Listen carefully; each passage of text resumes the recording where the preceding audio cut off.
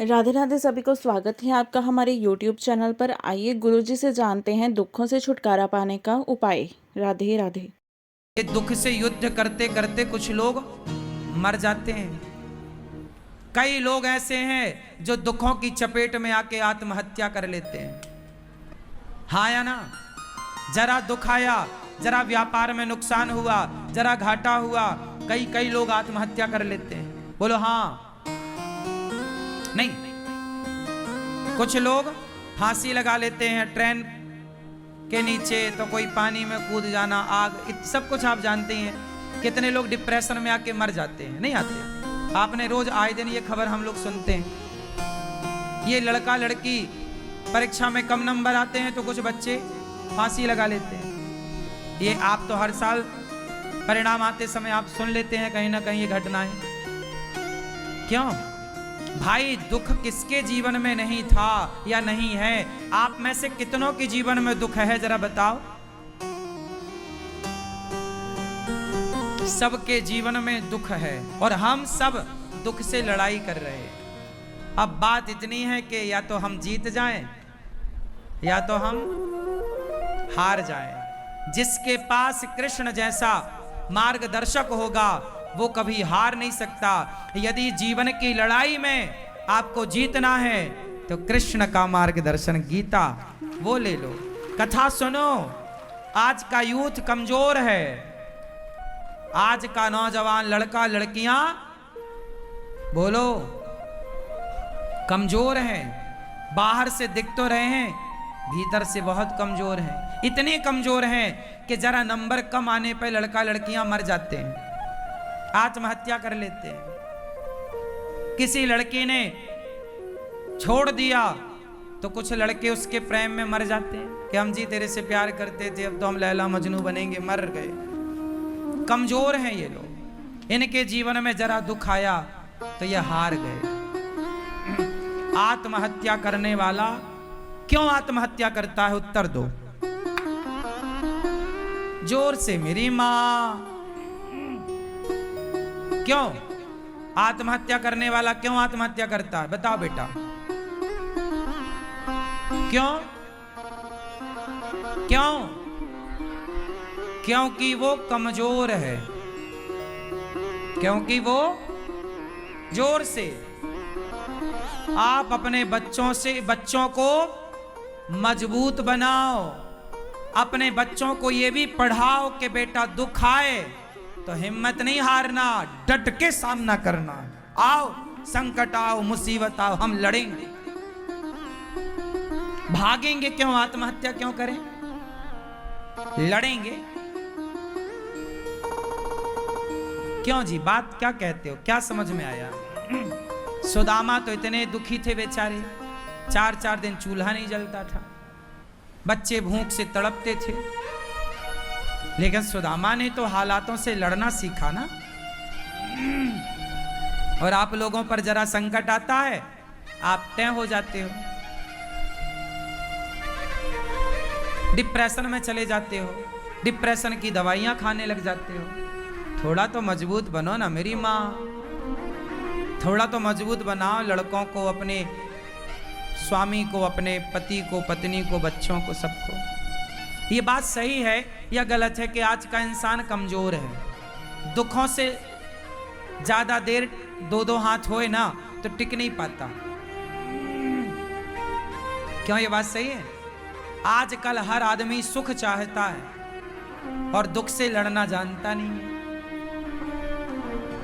हमने अपने जीवन में बचपन में बहुत दुख देखे हैं। मैं बचपन में गांव में जाकर भीख मांगता था। मैं गाय चराता था। मेरे दोस्त कपड़े पहनते थे, मैं उनके कपड़े देखता था।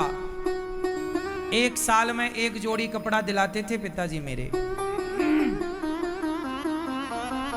पैंट पहनता था, उसमें पूरा छेद हो जाता था, पीछे छिन जाता था, चड्डी दिखने लगती थी, तब भी मैं उसे पहनता रहता था। वो दिखाता था पिताजी को, देखो इतना बड़ा छेद हो गया है, अब तो दिला दो।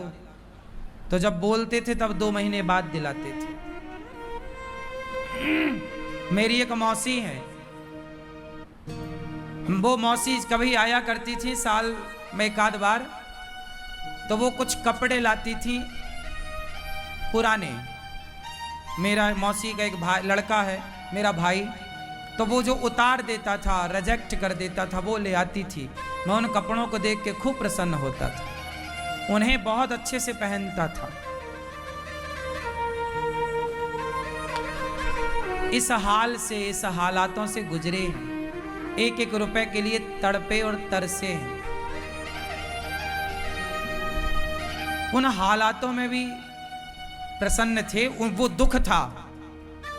सारे लोग आश्चर्य मानेंगे, आप हंसेंगे मेरी बेबसी पर। मुझे याद है आज भी, मेरे गांव के सारे लड़के पैंट शर्ट पहनते थे और मैं एक लौता था जो चड्डी पहन के उनके बीच में बैठता था, एक बनियान और चड्डी। सब पैंट पहन, मेरे पास थे नहीं, अब थे तो फिर वो फटा था। ऐसे हालातों में हम रहे। और याद रखना साहब, मैं ये सब बातें नहीं बताता, ना कहना चाहता, गरीबों का मजाक बहुत उड़ाते हैं लोग। उस समय मेरी चड्डी पकड़ के लोग खींच देते थे, वो थी वही फाड़ देते थे। मैं चड्डी में था तो लोग चाहते थे कि ये नंगा घूमे, इसलिए वो भी फाड़ने का प्रयास था। इन हालातों से हम गुजरे हैं। हमारी माँ बताती है कि बारिश में बेटा पानी पूरे घर में ऐसे चूता था, मतलब टपकता था।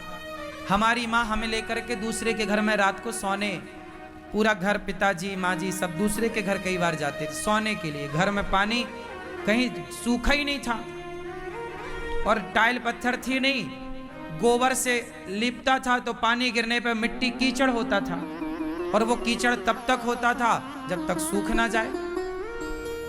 तो दूसरे के घर पर सोना मजबूरी थी। उन हालातों से हम चले हैं, गुजरे हैं। गरीबी क्या होती है हमने पुस्तकों में गरीबी पढ़ी नहीं है साहब, देखी, उसमें रहे हैं, उसमें जिए हैं।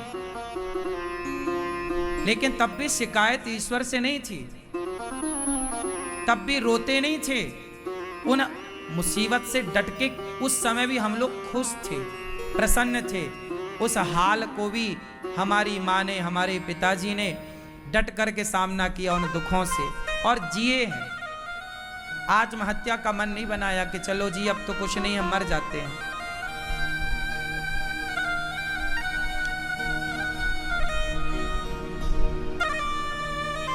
इस तरह हाल था। मैं आपको एक वाक्य आज पहली बार आपको बताऊं। मैं बहुत छोटा था, हमारे गांव में जब कोई मरता था ना तो उसको जलाने के लिए लकड़ियां गांव भर के लोग चंदा करके जुटाते थे। ये परंपरा रही है पहले कि जब कोई मर जाता था तो सब लोग ना अपने घर के बाहर दो दो लकड़ी मोटी मोटी रख दिया करते थे, तो वो ले जाया करते थे और चिता पे फिर उसको जलाते थे। मतलब इस तरह आलम था कि जब कोई मरता था तो उसको जलाने के लिए लकड़ियों का भी चंदा होता था, मतलब सबसे मांगी जाती थी। एक बार की बात है, मैं गाय चरा के लौटा था, शाम को 5 बज रहे होंगे, 6 बज रहे हो। मैं बहुत पुरानी बात है ये, जब मैं बहुत छोटा था। ये तब की बातें हैं जब मेरी आयु 13-14 साल की थी। एक दिन मेरी माँ ने अचानक मेरे से एक बात कह दी। एक दिन मेरी माँ ने कहा, मैं आया था गैया लेके, गैयों के पास खड़ा था, बांध रहा था उन्हें, तभी कोई गांव में मरा होगा तो लोग लकड़ियां देते हैं। तो मेरी माँ ने मेरे से बोला कि बेटा मैं मर जाऊं तो तुम गांव भर से लकड़ियां इकट्ठी मत करना। ये मेरी माँ ने बोला। मतलब मेरी माँ को इस बात का डर था कि हम लोग इतने गरीब हैं कि हम लोगों के पास तो मर जाएं तो लकड़ी भी नहीं है जलाने के लिए, चिता जलाने के लिए। इस तरह की गरीबी से गुजरा हूं मैं। मेरी माँ ने ये बात कहा तो मैं माँ की ओर देख के मुस्कुरा दिया था, मैंने कोई जवाब नहीं दिया था। तब क्या कहता मैं तो खुद भी बच्चा था।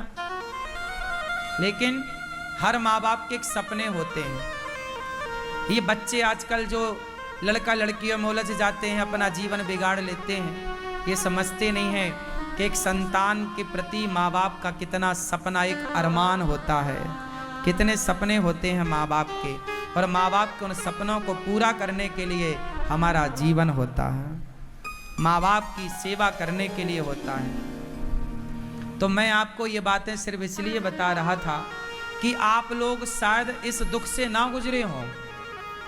मैं गुजरा हूं इन दुखों से, लेकिन हम लोगों ने उन दुखों को लड़ करके उन दुखों से विजय पाई। आज आपको ये सब दिखता है, व्यक्ति की कामयाबी खूब दिखती है लोगों को, लेकिन व्यक्ति के पीछे का संघर्ष कभी नहीं नजर आता, ना कभी कोई देख सकता, ना कोई देखना चाहता।